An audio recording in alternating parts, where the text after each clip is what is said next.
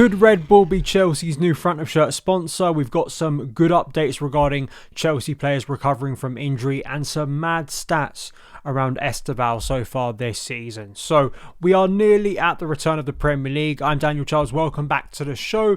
Tomorrow I will be doing my preview, my team selector thoughts, feelings ahead of the Forest game. So if you want to see that, want to hear my thoughts ahead of the game, we'll be reacting to whatever Maresca says in his pre-match press conference. Please like, subscribe, follow the podcast if you have not already. Thank you so much for the support. Go and check out the Substack if you haven't already, SonOfChelsea as well, and across social media. Today, we're going to be focusing mainly, the big story today came from Cy Phillips on his own Substack about the front of shirt sponsor and the ongoing saga that seems to be never ending with Chelsea wanting to get a front of shirt sponsor, not being able to, and why.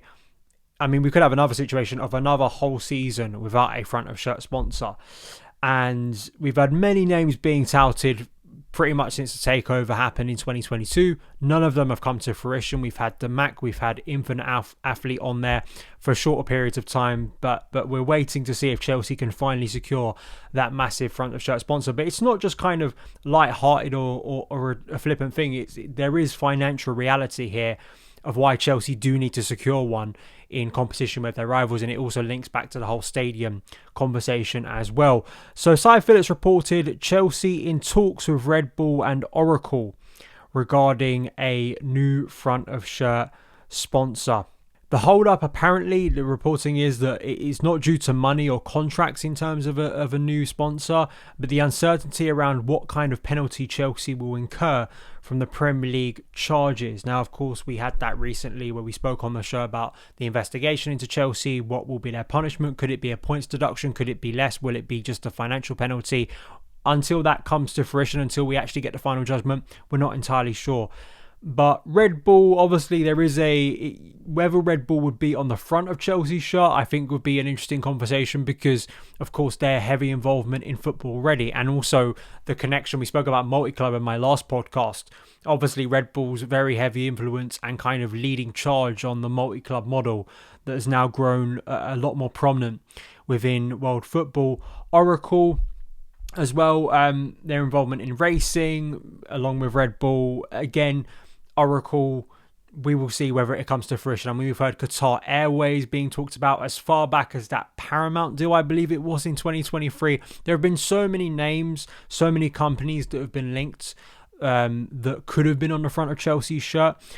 I do think this is one of those things that I'm still completely baffled by, hasn't been rectified by this point. I really don't know what the hold-up is regarding Chelsea, even with the potential punishment. I mean, you know, Chelsea had things looming over them in the past and, you know, they were still able to get deals over the line.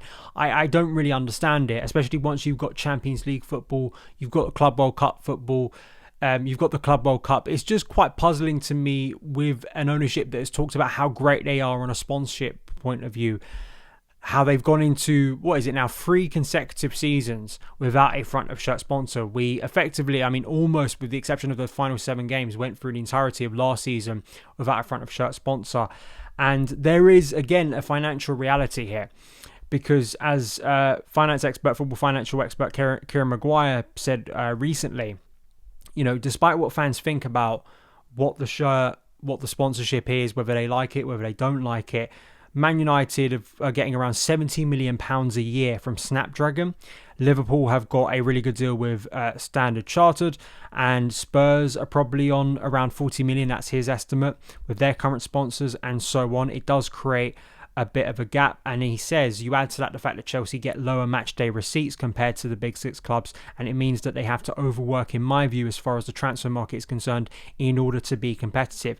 And that links to Chelsea's kind of mass expenditure or mass player trading of having to sell players because of PSR, because of the financial situation of not having that revenue coming in from a new sponsor.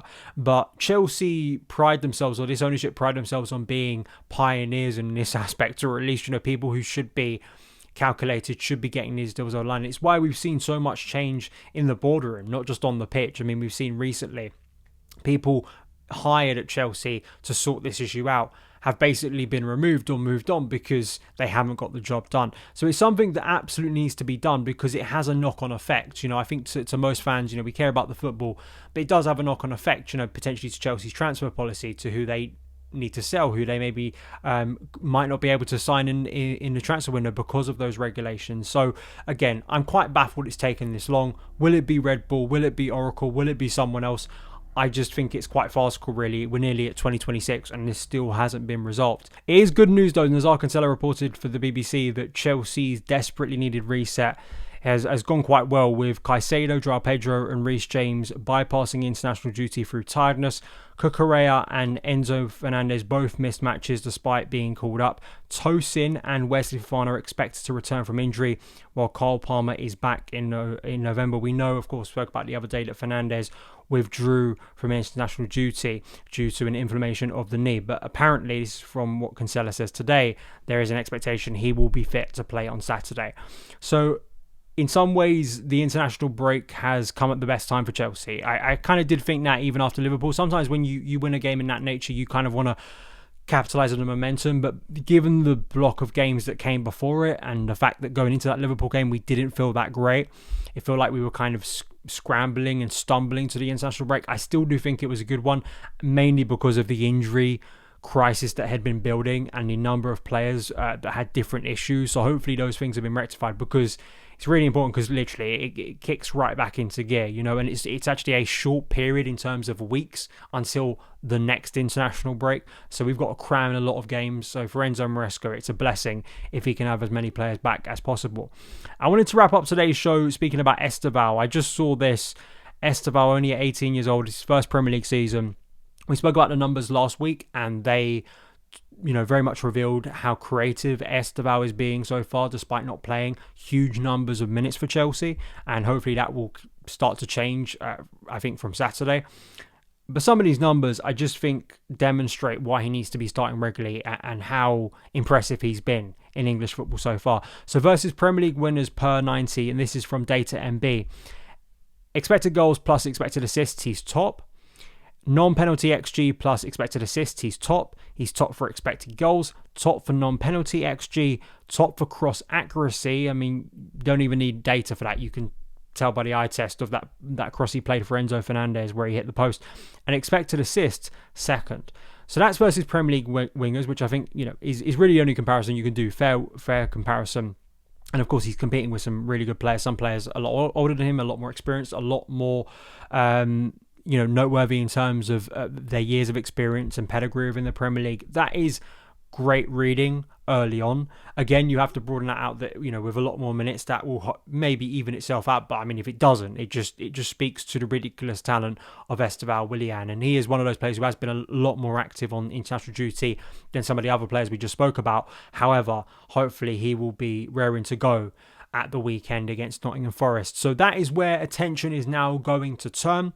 So tomorrow I will have my team selector. I'll give you my predicted 11, my thoughts ahead of the lunchtime kickoff on Saturday, where Chelsea are back in action. So please do like, subscribe, give me your thoughts down in the comments, interact across social media at SonOfChelsea. Have a great rest of your day, and I'll see you again very soon.